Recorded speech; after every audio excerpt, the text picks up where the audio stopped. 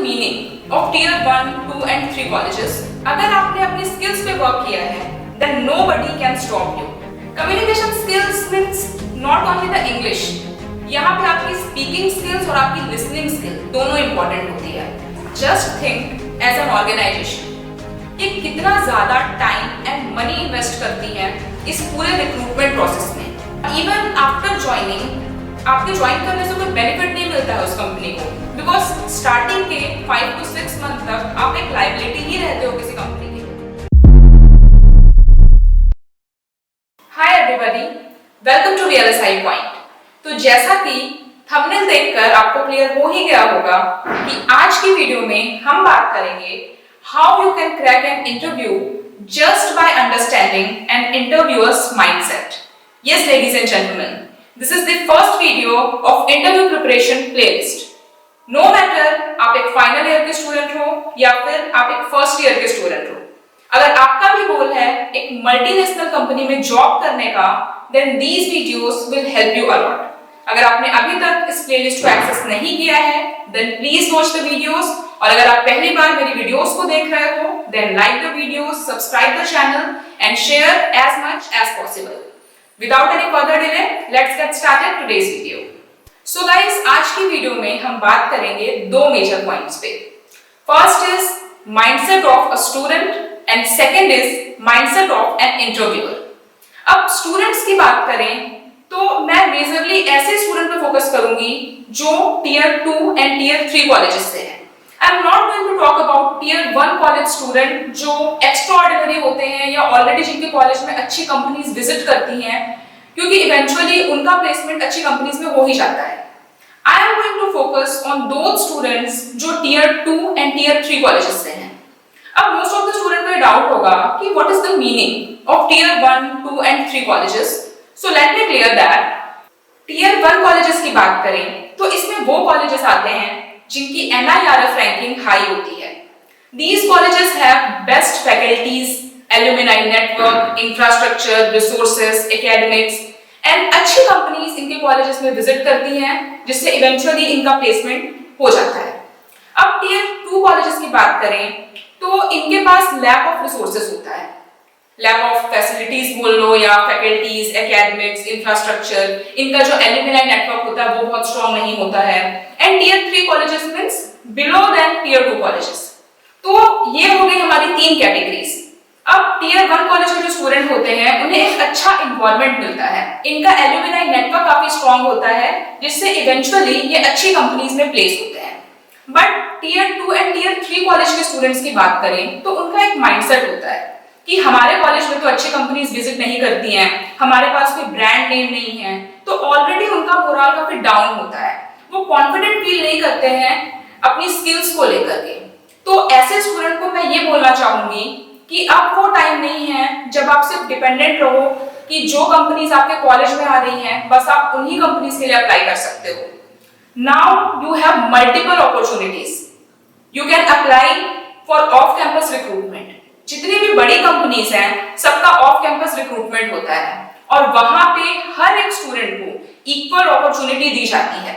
तो आपको फोकस करना चाहिए अपने स्किल्स को डेवलप करने में, नो मैटर आपके पास एक ब्रांड नेम है या नहीं है. अगर आपने अपनी स्किल्स पे वर्क किया है then nobody can stop you. तो मेरी रिक्वेस्ट है उन सभी स्टूडेंट्स के साथ जो टीयर 2 एंड टीयर 3 कॉलेजेस से हैं, जो ज्यादा कॉन्फिडेंट नहीं है अपने बैकग्राउंड को लेकर के, आप सभी फोकस करो अपनी स्किल्स को डेवलप करने में and definitely you will get a good opportunity in multinational companies. तो ये तो बात हो गई स्टूडेंट माइंडसेट की. अब हम बात करते हैं इंटरव्यूअर्स के माइंडसेट पे. अब आपने ऐसे कुछ स्टूडेंट्स को जरूर देखा होगा जो अपने डोमेन में तो काफी परफेक्ट होते हैं, उन्हें अपने कोर डोमेन का बहुत ज्यादा नॉलेज होता है, बट स्टिल वो इंटरव्यूज को क्रैक नहीं कर पाते हैं. और कुछ ऐसे भी स्टूडेंट्स को आपने देखा होगा जिन्हें अपने डोमेन का तो बहुत ज्यादा आइडिया नहीं होता है.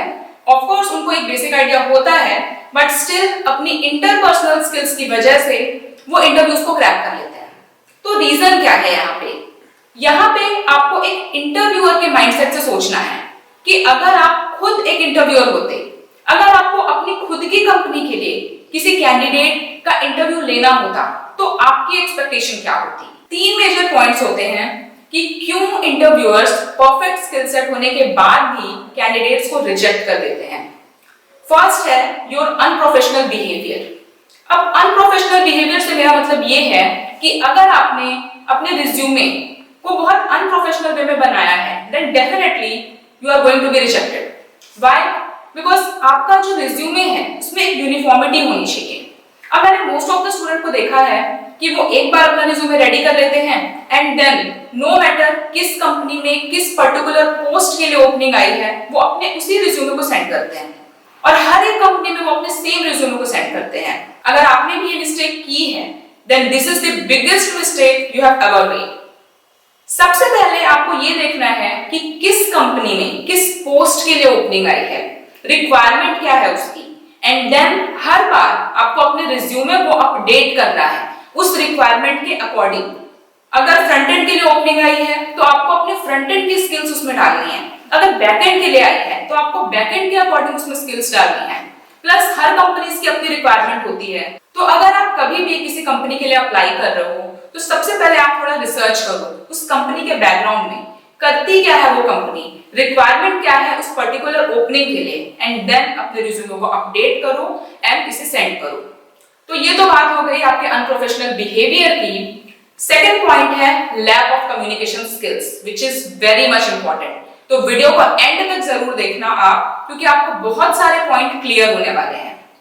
अब कम्युनिकेशन स्किल्स की बात करें तो ये मोस्ट ऑफ द स्टूडेंट का एक वीक पॉइंट होता है। Communication skills means not only the English, यहाँ पे आपकी स्पीकिंग स्किल्स और आपकी लिसनिंग स्किल दोनों इंपॉर्टेंट होती है।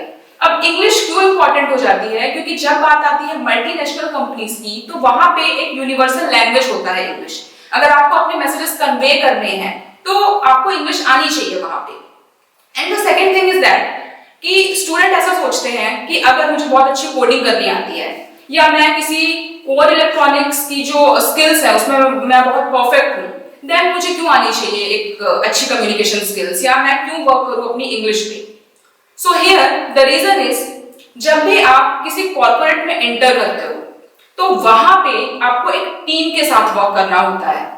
अब अगर आप एक इंट्रोवर्ट पर्सन हो then you will not be able to discuss your problems with your team members।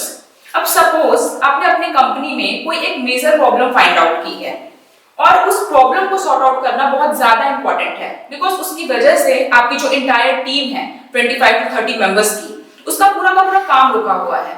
अब सपोज इस कंडीशन में you are not good in your communication skills, then कैसे आप एक्सप्लेन करोगे उस प्रॉब्लम को? ऑब्वियसली आपके मैनेजर का एक्सपेक्टेशन होगा कि आप उस प्रॉब्लम को डिस्कस करें, एक्सप्लेन करें आप अपने टीम मेंबर्स को, so that they can sort out the issue. But क्योंकि आप एक इंट्रोवर्ट पर्सन हो, आप नहीं एक्सप्लेन कर पाओगे। अब सपोज आपके मैनेजर ने आपसे रिक्वेस्ट की उस प्रॉब्लम को डिस्कस करने के लिए and your reaction is something like this problem is all about it's a very serious problem, we can solve। So you can see how frustrating it is। and आपके manager का क्या reaction होगा ये देखकर? एक बार अपने आप को सपोज करो यहाँ पे, just because of one person आपकी पूरी कंपनी का कितना लॉस हो रहा है, और ये तो फिर भी एक छोटा लॉस है। अगर आपने इस तरह का कुछ काम किया है अपनी कंपनी में तो manager will not mind these things but he will note down, और नेक्स्ट टाइम जब कभी इस तरह का कुछ काम होगा, किसी क्रिटिकल प्रोजेक्ट की अगर बात होगी तो वहां पे ये काम आपको असाइन नहीं किया जाएगा। इसलिए ये जो कम्युनिकेशन स्किल्स होती हैं ये बहुत ज्यादा मैटर करती हैं। एक और सिनेरियो सपोज कर सकते हो आप कि अगर आपको किसी मीटिंग में जाना है, किसी क्लाइंट से डील करना है, but you are not a good listener, क्योंकि कम्युनिकेशन स्किल्स में हमने दोनों पॉइंट की बात की थी। You have to be a good speaker and a good listener। अगर आप एक गुड लिसनर नहीं हो देन जो क्लाइंट है उसकी रिक्वायरमेंट को तो आप समझ नहीं पाओगे, एंड देन आप वापस आके अपनी टीम को अपने assumptions बताओगे। इवेंचुअली आपकी पूरी टीम ने, जिसने बहुत ज्यादा मेहनत किया है उस प्रोजेक्ट पे, फाइनली क्लाइंट उस प्रोजेक्ट को नहीं देगा आपकी टीम को, और आपकी उस एक मिस्टेक की वजह से उस पूरे ऑर्गेनाइजेशन का कितना मैसिव लॉस होगा that you can not expect. So these are the reasons कि क्यों आपको अपनी कम्युनिकेशन स्किल्स पे वर्क करना चाहिए। अगर आप एक फर्स्ट ईयर के स्टूडेंट हो तो अभी से आप फोकस करो कि कैसे आप इसे बिल्ड कर सकते हो, थोड़ा थोड़ा टाइम देना स्टार्ट करो, एंड डेफिनेटली आप एक अच्छी कम्युनिकेशन स्किल्स बिल्ड कर लोगे। मैं खुद एक हिंदी मीडियम बैकग्राउंड से हूं, but I have work on these skills और आज मैं बहुत कॉन्फिडेंट हूं अपने कम्युनिकेशन स्किल्स को लेकर के। तो अगर मैं कर सकती हूं, देन आप भी कर सकते हो। So these are the importance of communication skills. अब थर्ड पॉइंट आता है commitment. Most of the student एक बहुत बड़ा मिस्टेक करते हैं अपने इंटरव्यू में। जब भी उनसे एक क्वेश्चन पूछा जाता है कि आपका फ्यूचर प्लान क्या है, तो वो हमेशा इस तरह के आंसर देते हैं कि मुझे इस पर्टिकुलर यूनिवर्सिटी में जाना है और यहाँ से कोई डिग्री परस्यू करनी है। सपोज उनको स्टैनफोर्ड यूनिवर्सिटी में जाना है और वहां से उनको कोई डिग्री करनी है, या फिर उनको आईएएस का एग्जाम क्रैक करना है, आईपीएस का एग्जाम क्रैक करना है। नाउ जस्ट थिंक, अगर आप खुद इंटरव्यूअर होते, किसी का इंटरव्यू ले रहे होते और कैंडिडेट आपको कुछ इस तरह के आंसर्स करता, तो क्या आप कभी उसे सिलेक्ट करते? बिकॉज नाउ यू नो कि ये पर्टिकुलर कैंडिडेट तो नहीं टिकने वाला मेरी कंपनी में, तो आप क्यों सिलेक्ट करोगे वहां पे? सो सिंपल सा फंडा ये है कि अगर आप किसी कंपनी का इंटरव्यू दे रहे हो, तो वहां पे आपको कमिटमेंट शो करनी है, वहां पे आपको अपना डेडिकेशन शो करना है उस पर्टिकुलर कंपनी के लिए कि हाँ, मैं अगले 5 साल में अपने आप को इस पोजीशन पे देखना चाहता हूँ, मैं अपने अंदर मैनेजरियल स्किल्स को डेवलप करना चाहता हूँ, मैं अपने दम पे एक पूरा का पूरा प्रोजेक्ट हैंडल करना चाहता हूँ। आपका आंसर कुछ इस तरह से होना चाहिए, ना कि ये कि आप उस कंपनी को छोड़ के कुछ और परस्यू करने वाले हो, किसी और स्किल पे वर्क करने वाले हो। So this is all about your commitment. So guys, just think as an organisation, ये कितना ज्यादा टाइम एंड मनी इन्वेस्ट करती है इस पूरे रिक्रूटमेंट प्रोसेस में। सबसे पहले तो वो 500 to 600 इंटरव्यूज लेती हैं, देन सपोज वो 80 to 100 स्टूडेंट्स को शॉर्टलिस्ट करती हैं। उसके बाद भी कितने कैंडिडेट्स ज्वाइन कर रहे हैं उस ऑर्गेनाइजेशन को, ये भी कुछ फिक्स नहीं होता है। मोस्ट ऑफ द केसेस में वो लेस देन 50% ही होता है, because most of the student को किसी अदर कंपनी से अपॉर्चुनिटी आ जाती है, किसी और कंपनी में उनको जॉब मिल जाती है। तो इस पूरे प्रोसेस में उनका जितना टाइम लगा, उनका जितना मनी इन्वेस्ट हुआ, और इवन आफ्टर ज्वाइनिंग आपके ज्वाइन करने से कोई बेनिफिट नहीं मिलता है उस कंपनी को, बिकॉज स्टार्टिंग के 5 to 6 मंथ तक आप एक लायबिलिटी ही रहते हो किसी कंपनी के लिए, बिकॉज उस टाइम पे आपको कुछ ट्रेनिंग्स प्रोवाइड की जाती हैं, सो दैट इन फ्यूचर जब कोई भी प्रोजेक्ट आए तो आप उन प्रोजेक्ट्स पे वर्क कर सको। कंपनीज आपको ट्रेनिंग प्रोवाइड करती हैं, वो इंफ्रास्ट्रक्चर प्रोवाइड करती हैं, सो दैट आपकी ये सारी ट्रेनिंग्स कंप्लीट हो सके, और ये सारा मनी जो उन्होंने इन्वेस्ट किया है, जो कि उनके लिए आज एक लायबिलिटी है, वो सारी चीजें फुलफिल कब होती हैं? जब आप एटलीस्ट 2 इयर्स तक काम करो किसी कंपनी के लिए। अब ऐसी कंडीशन में अगर आप इंटरव्यूअर को ये बोलोगे कि मुझे तो आईएएस का एग्जाम देना है या आईपीएस का एग्जाम क्रैक करना है in future, then obviously he is not going to select you. तो अब हम आते हैं आज की इस वीडियो के कंक्लूजन पार्ट में। आज हमने 2 मेजर चीजों पे बात की। First is mindset of a student and second is mindset of an interviewer.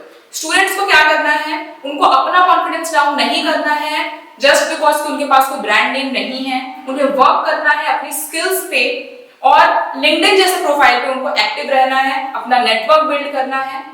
साथ ही साथ उनको समझना है कि एक इंटरव्यूअर का माइंडसेट क्या होता है। जितनी जरूरत आपको एक जॉब की होती है, उससे कहीं ज्यादा जरूरत एक ऑर्गेनाइजेशन को एक अच्छे एम्प्लॉय के लिए होती है, एक ट्रस्टवर्थी एम्प्लॉय के लिए होती है। So keep all these points in your mind. Also subscribe my channel. मैं इसी तरह की और भी वीडियोस लेकर आती रहूंगी जो कि आपको अपने इंटरव्यू प्रिपरेशन में बहुत ज्यादा हेल्प करेगी। अगर आपको आज की वीडियो का कंटेंट वैल्यूएबल लगा हो तो इसे लाइक करो और ज्यादा से ज्यादा शेयर करो। Now it's time to sign off. We will meet in the next video. Till then, goodbye. Take care.